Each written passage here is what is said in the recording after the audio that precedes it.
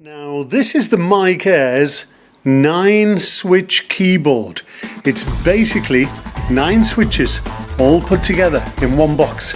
It works with the fibre optics, it works with bubble tubes, it works with lots of different products. And what I'm going to show you is how this works, because it isn't just 9 switches, this is a lot more than that. Now the first thing I want to tell you about are the overlays that come with the keyboard. So first of all, there is a 4-switch overlay. There's also a 2-switch overlay. And there's a 1-switch overlay. All of these overlays fix via the 4 Velcro tabs onto the keyboard itself. If you look at the back of the keyboard, you will actually see the switch selector. It says number of switches. Now this dictates how many switches will actually work. Let me show you. Right across this side, that's now set to 9 switches. So let's have a look and see what that could mean. I'm going to show you exactly how it works with the bubble tube shortly, but let me just demonstrate 9 switches. It's basically 8 colours and the bubbles for a bubble tube. So you've got blue, you've got purple, you've got red, you've got all the colours all the way up here. The white at the top controls the bubbles. So you can basically have 9 switches. So you'll be operating colours and bubbles. With the fibre optics, you basically have the 8 colours. The white switch isn't really going to do anything. So it's just a colour change like that with the fibre optics. Nothing on the white bars at the top. So obviously with the fibre optic, it's pointless having the switch on 9, so I can just go over to the back to the number of switches and I'll put it to 8. So basically that is now on number 8. And as you can see, I will now just have 8 colours that are working. With the keyboard in an 8-switch mode, you saw what it did with the fibre optics. Now this is what it does with the bubble tube.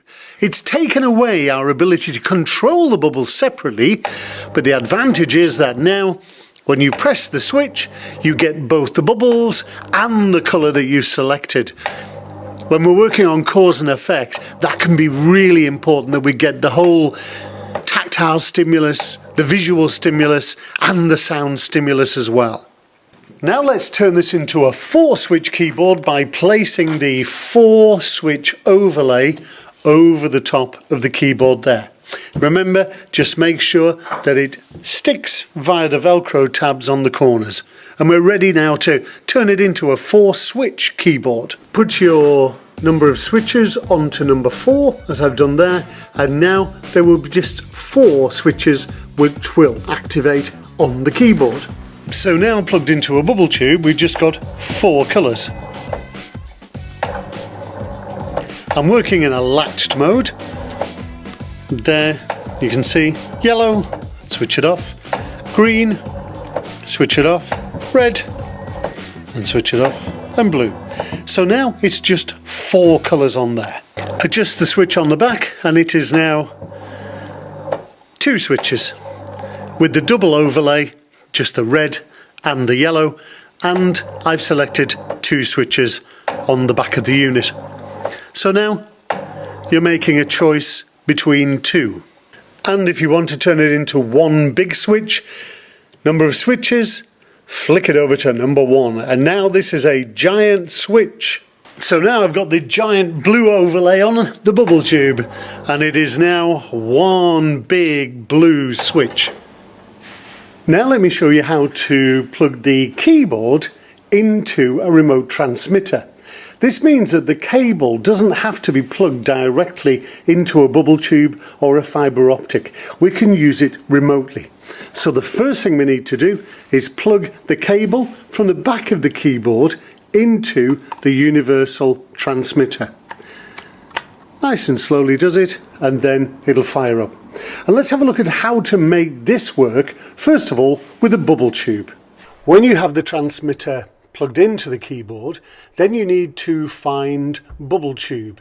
You can see there I'm pressing the up and down arrows on the channel control, until I can find Bubble Tube. There it is, and now the keyboard will work remotely with the Bubble Tube.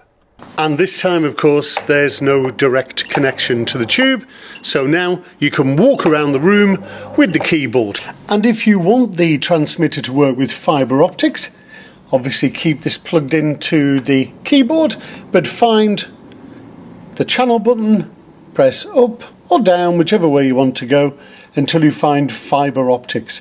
And now the keyboard will work with the fibre optics. There is one other thing, and that is that you can tuck this little controller into the back of the keyboard so you don't have a trailing cable coming out. Let me show you. All you need to do is look for the little compartment in the back of the keyboard and then get the cable together, wrap it up and just push it in there. And what you'll find when you get it all tucked back far enough, you will be able to just push the little remote transmitter into the back of the keyboard, just tuck the final bit of wire away there, and there it is. It'll be held in nice and securely so you can carry the keyboard around without fear of dropping a transmitter on the end of a trailing lead. That's a really nice feature of this unit. So there it is, the MikeAirs 9-switch keyboard. I'm sure you'll find lots of things to do with that because it really does bring some of the equipment in the room to life. And finally, don't forget to unplug your 9-switch keyboard, or in fact any switch, from the transmitter when you're not using it. Otherwise, it will drain the battery.